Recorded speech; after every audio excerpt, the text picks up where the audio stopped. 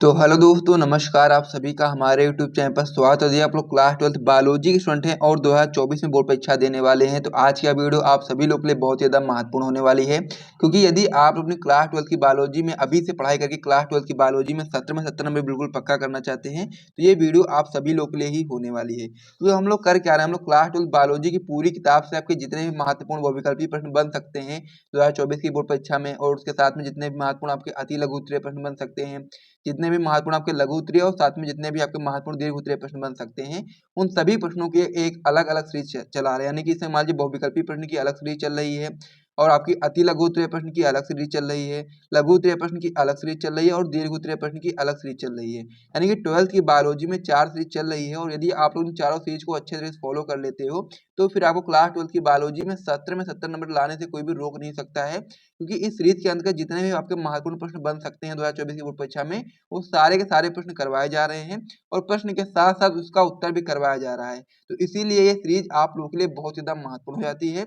इसीलिए आप लोग वीडियो को ध्यान से देखो, और साथ में यदि आप लोगों ने इन सभी सीरीज की वीडियोस को नहीं देखा है तो डिस्क्रिप्शन बॉक्स में जाओ, आपको वहाँ पर प्लेलिस्ट की लिंक मिल जाएगी और वहाँ से जाकर के आप लोग देख सकते हो।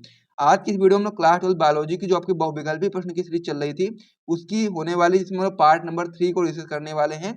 इससे पहले हम लोगों ने अभी तक पार्ट नंबर 2 तक डिस्कस कर लिया था, और आज का आपका पार्ट नंबर 3 होने वाला है। तो इसीलिए आप लोग वीडियो के अंत तक बने रहिएगा। सारी चीज़ें आपको यहाँ पर समझाई जाएंगी, और साथ ही में हर एक प्रश्न का यहाँ पर आपको उत्तर बताया जाएगा। सारी चीज़ें मैं लिख लेकर के आया हूँ आप लोगों के लिए, तो आप लोग इसे एक बार ध्यान से देखो और अपनी कॉपी में नोट करते हुए चलो। यदि आप लोग अभी से पढ़ाई करके अपनी क्लास 12 की बायोलॉजी में 70 में बिल्कुल पक्का करना चाहते हैं, या फिर अपने बोर्ड एग्जाम में 95% तक स्कोर करना चाहते हैं, तो आप लोग सभी सीरीज को अच्छे से फॉलो करो, और वीडियो में बताए गए हर एक प्रश्न को अपनी कॉपी में नोट करते हुए साथ में डेली बेसिस पे तैयार करते हुए चलो। तो चलिए वीडियो को स्टार्ट करते हैं। तो वीडियो को शुरू करने से पहले मैं आपको बताना चाहता हूँ कि यदि आप लोग क्लास 12 के बायोलॉजी के note plus important question answer वगैरह चाहिए तो आप लोग हमारा टॉपर ग्रुप ज्वाइन कर सकते हैं। इसका चार्ज मात्र 100 रुपये रखा गया है। इसमें आपको note plus important question answer वगैरह दिया जाता है। जैसे कि मान लीजिए आप लोग बायोलॉजी के लिए टॉपर ग्रुप लेते हैं तो उसका प्राइस मात्र 100 रुपये रखा गया है, जिसमें आपको नोट्स दिया जाएगा और साथ में इंपॉर्टेंट क्वेश्चन आंसर भी दिया जाएगा। नंबर हमारा हो जाता है 97 93 44 0081। तो इस नंबर पे आपको व्हाट्सएप पर मैसेज करना है, जिसको भी टॉपर ग्रुप ज्वाइन करना है वहाँ पर आपको सारी जानकारी मिल जाएगी। कॉल नहीं करना है, केवल मैसेज करना है, क्योंकि कॉल उठा पाना थोड़ा मुश्किल है क्योंकि बहुत सारा काम रहता है। तो इसीलिए आप लोग मैसेज करोगे तो आपको रिप्लाई मिल जाएगा। तो ये सारी चीज़ आप लोग समझ गए होंगे। तो चलिए अब हम अपनी वीडियो को शुरू करते हैं। तो हम लोग क्लास 12 बायोलॉजी की तैयारी कर रहे थे 2024 बोर्ड परीक्षा के लिए, और किस प्रकार से हम लोग अपनी क्लास 12 की बायोलॉजी में 70 नंबर बिल्कुल पक्का करेंगे, उसी को ध्यान में रखते हुए क्लास 12 बायोलॉजी की पूरी किताब से आपके जितने भी महत्वपूर्ण बहुविकल्पी प्रश्न बन सकते हैं 2024 की बोर्ड परीक्षा में, वो सारे के सारे प्रश्न करवाए जा रहे थे। और इस सीरीज के अंतर्गत अभी तक हम लोगों ने पार्ट नंबर 2 तक देख लिया था। आज का वीडियो का पार्ट नंबर 3 होने वाला है। तो वीडियो को आप लोग ध्यान से देखिएगा, और साथ में वीडियो यदि आपको अच्छा लग रहा है तो अभी से आप लोग लाइक कर दीजिए। फिर हम लोग वीडियो को स्टार्ट करते हैं, और पार्ट नंबर 3 में जो हमारा महत्वपूर्ण प्रश्न होने वाला है उसको हम लोग देखते हैं। तो चलिए वीडियो को स्टार्ट करते हैं। तो जो हमारा पार्ट नंबर 3 होने वाला है उसमें जो हमारा पहला क्वेश्चन हो जाता है वो आपका हो जाता है कि हार्मोनल गोली का एक घटक है। ये आपका एनसीईआरटी एग्जाम्पलर का क्वेश्चन है, बहुत ही महत्वपूर्ण है और 2024 की बोर्ड परीक्षा में आ सकता है। तो इसमें आपका जो पहला ऑप्शन दिया गया आपका दिया गया प्रोजेस्टेरॉन, दूसरा आपका दिया गया एलएच, तीसरा आपका दिया गया है एफएसएच, और चौथा आपका दिया गया थायरॉक्सिन। तो जो आपका हार्मोनल गोली होता है उसका एक घटक आपका प्रोजेस्टेरॉन हो जाता है। इसीलिए आप लोग ऑप्शन नंबर ए पर सही टिक लगा देंगे। तो इसे आप अपनी कॉपी में नोट कर लीजिए, और इस पे आप सही टिक लगा करके याद कर लीजिए अभी के अभी। उसके बाद हम लोग अगले क्वेश्चन की ओर बढ़ते हैं। अगला जो हमारा क्वेश्चन हो जाता है ये भी आपका बहुत ही महत्वपूर्ण क्वेश्चन हो जाता है, जो कि आपका होता है एमटीपी का पूरा नाम क्या है। ये क्वेश्चन आपका अति लघु उत्तरीय प्रश्न में पूछा जा सकता है कि एमटीपी का पूरा नाम क्या है। तो पहला ऑप्शन इसमें दिया गया है मल्टी ट्रेड प्रैक्टिस, दूसरा ऑप्शन इसमें दिया गया मेडिकल टर्मिनेशन ऑफ प्रेगनेंसी, तीसरा ऑप्शन इसमें आपका दिया गया मल्टी टेम्परेरी फ्रीक्वेंसी, और चौथा ऑप्शन में दिया गया कोई नहीं। तो जो आपका एमटीपी का जो पूरा नाम होता है, जो सही नाम होता है आपका हो जाता है मेडिकल टर्मिनेशन ऑफ प्रेगनेंसी। तो इसलिए आप लोग ऑप्शन नंबर बी पर सही टी लगा देंगे। फिर हम लोग अगले क्वेश्चन की ओर बढ़ेंगे। सारे प्रश्न जो इस सीरीज के अंतर्गत करवाए जा रहे हैं सभी आपके बोर्ड एग्जाम के लिए बहुत ही महत्वपूर्ण प्रश्न हैं। तो इसीलिए आप लोग हर एक प्रश्न को अपनी कॉपी में नोट करते हुए चलो, और डेली बेसिस पर तैयार करते हुए चलो। तो इसमें हमारा अगला क्वेश्चन हो जाता है कि पुरुष से संबंधित है। 2020 में आपकी बोर्ड परीक्षा में क्वेश्चन पूछा भी गया है। तो पहला ऑप्शन इसमें दिया गया है गोलियां, दूसरा आपका दिया गया है ट्यूबेक्टोमी, तीसरा आपका दिया गया वासेक्टोमी और चौथा आपका दिया गया है सभी। तो जो पुरुष होते हैं उनसे संबंधित आपका हो जाता है वासेक्टोमी, जो कि आपका हो जाता है नसबंदी, पुरुष नसबंदी, इसको हम लोग हिंदी में बोलते हैं। ठीक है, तो जो आपका पुरुष होता है उससे संबंधित आपका होता है वासेक्टोमी, इसलिए ऑप्शन नंबर सी पर आप लोग सही टिक लगा देंगे। उसके बाद फिर हम लोग अगले क्वेश्चन की ओर बढ़ेंगे। अगला क्वेश्चन हमारा इसमें हो जाता है कि नीचे दिए गए यौन संचरित रोगों में से उस रोग की पहचान कीजिए जो विशेष रूप से लैंगिक अंगों को प्रभावित नहीं करता है। तो यहाँ पर हम लोग को कुछ रोग दिए गए हैं जो आपकी यौन संचरित रोग हैं, और उनमें से हम लोग को देख करके बताना ही कौन से रोग है, यानी कि कौन सा वह रोग है जो आपका लैंगिक अंगों को प्रभावित नहीं करता है। एनसीईआरटी का ये क्वेश्चन है। पहला ऑप्शन इसमें दिया गया सिफिलिस, दूसरा दिया गया सुजाक, तीसरा दिया गया लैंगिक मत्स्य और चौथा दिया गया एड्स। तो इसमें जो आपका एड्स होता है ये आपका होता तो है यौन संचित रोग ही, लेकिन ये आपका लैंगिक अंगों को प्रभावित नहीं करता है, बल्कि जो हमारे शरीर होती है उसका प्रतिरक्षा जो तंत्र होता है उसको कमजोर कर देता है। और बाकी जो रोग होते हैं सिफिलिस, सुजाक, लैंगिक मत्स्य, सारे आपके लैंगिक अंग को ही प्रभावित करते हैं। तो इस प्रकार से ये क्वेश्चन भी आपका पता चल गया, आंसर भी मैंने आपको बता दिया है। तो इसे भी आप लोग अपनी कॉपी में नोट कर लो। उसके बाद हम लोग अगले क्वेश्चन की ओर बढ़ते हैं। अगला जो क्वेश्चन हो जाता है ये भी आपका एनसीईआरटी का क्वेश्चन है, और एनसीईआरटी के क्वेश्चन जितने हो सके आप लोग अपनी कॉपी में नोट करते हुए तैयार करते हुए रख लो, क्योंकि आपको पता होना चाहिए कि एनसीईआरटी से ही सारे क्वेश्चन आपके बोर्ड परीक्षा में आते हैं। तो इसीलिए आपको एनसीईआरटी वाले जो क्वेश्चन होते हैं उनको बिल्कुल भी नहीं छोड़ना है।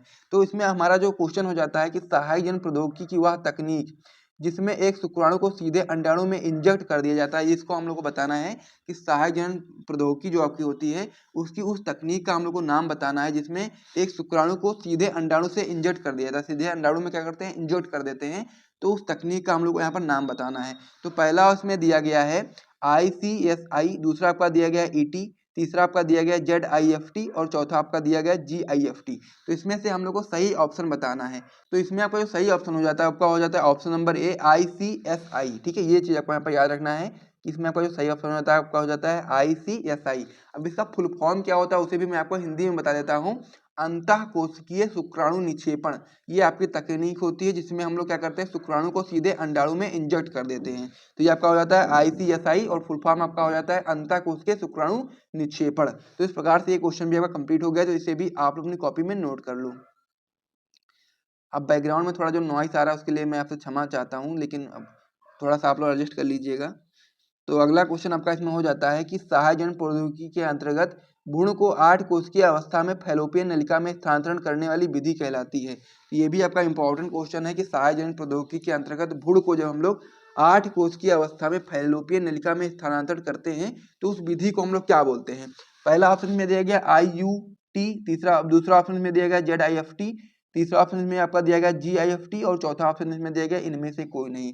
तो जो आपका कह सकते हैं जो भ्रूण को जब 8 कोशिकीय अवस्था में फैलोपियन नलिका में स्थानांतरण करने वाली जो विधि आपकी हो जाती है वो आपकी हो जाती है ZIFT, यानी कि ऑप्शन नंबर बी। और इसका फुल फॉर्म आपका होता है युग्मनज अंतः फैलोपियन नलिका स्थानांतरण। इसे भी आपको याद कर लेना है, इसका जो फुल फॉर्म होता है उसे भी आपको समझ लेना है, क्योंकि यदि आपसे अति लघु में पूछ ले कि इसका फुल फॉर्म बताओ तो आप लोग बता सकते हो कि युग्मनज अंतः फैलोपियन नलिका स्थानांतरण आपका होता है ZIFT का फुल फॉर्म। तो इस प्रकार से इतने क्वेश्चन कंप्लीट हो गए हैं, और यहाँ से यदि आपको वीडियो पसंद आया तो वीडियो को लाइक कर दीजिए। उसके बाद हम लोग अगले क्वेश्चन की ओर बढ़ते हैं। अब इसमें हमारा अगला क्वेश्चन हो जाता है कि अनुवांशिकी का जनक किसे कहा जाता है।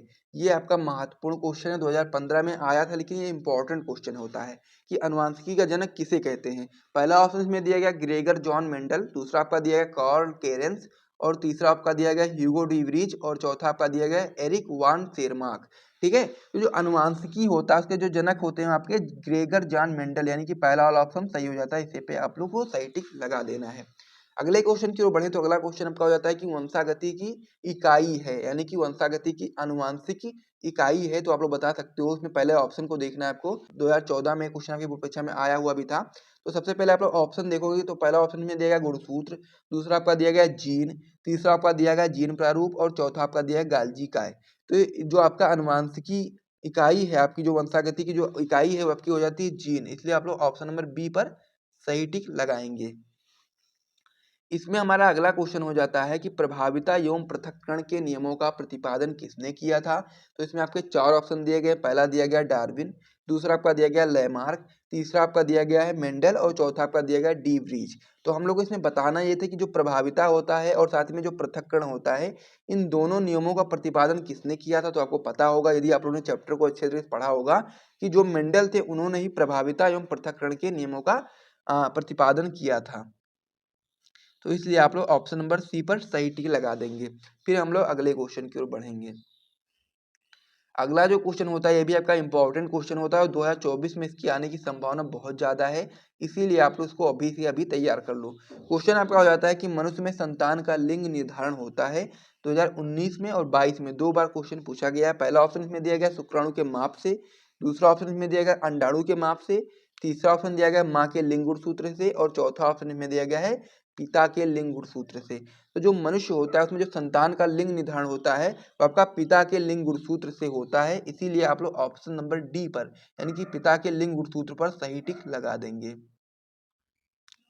उसके बाद में फिर हम लोग अगले क्वेश्चन की ओर बढ़ेंगे। अगला क्वेश्चन आपका इसमें हो जाता है कि क्रोमोसोमीय यानी कि गुणसूत्रीय विकार का उदाहरण है। तो हम लोग को यहाँ पर गुणसूत्रीय विकार का उदाहरण बताना है। 2023 में बोर्ड परीक्षा में क्वेश्चन पूछा गया था। तो पहला ऑप्शन इसमें दिया गया आपका टर्नर सिंड्रोम, दूसरा आपका दिया गया है वर्णांधता, तीसरा आपका दिया गया हीमोफीलिया और चौथा आपका दिया गया अरक्तता।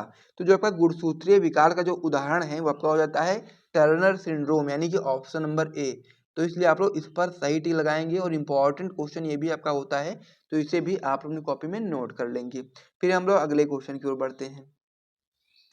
अगला जो क्वेश्चन हो जाता है आपका हो जाता है कि मंगोली जड़ता किसके कारण होती है। 2022 में क्वेश्चन आपकी बोर्ड परीक्षा में पूछा गया था और ये आपका जो मंगोली जड़ता का जो परिभाषा होती है वो आपकी अति लघु और लघु में भी पूछा जा सकता है। तो इसीलिए आपको मंगोली जड़ता के बारे में पता होना चाहिए कि मंगोली जड़ता किसके कारण होती है।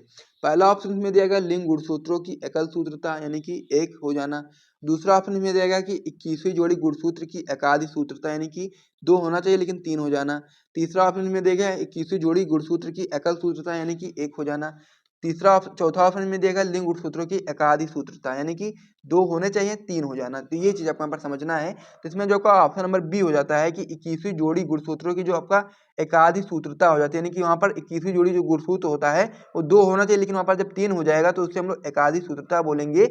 और फिर यही चीज इसमें होता है कि जब मंगोली जड़ता रोग होता है तो इसी कारण होता है कि जब 21वीं जोड़ी गुणसूत्र में एकादि सूत्रता हो जाए। तो इसलिए आप लोग ऑप्शन नंबर बी पर सही टी लगा देंगे। उसके बाद फिर हम लोग वीडियो को समाप्त करेंगे। यहाँ तक यदि आपको वीडियो पसंद आए तो वीडियो को लाइक कर दीजिए, चैनल को सब्सक्राइब कर दीजिए। मिलते हैं नेक्स्ट वीडियो में, तब तक के लिए जय हिंद।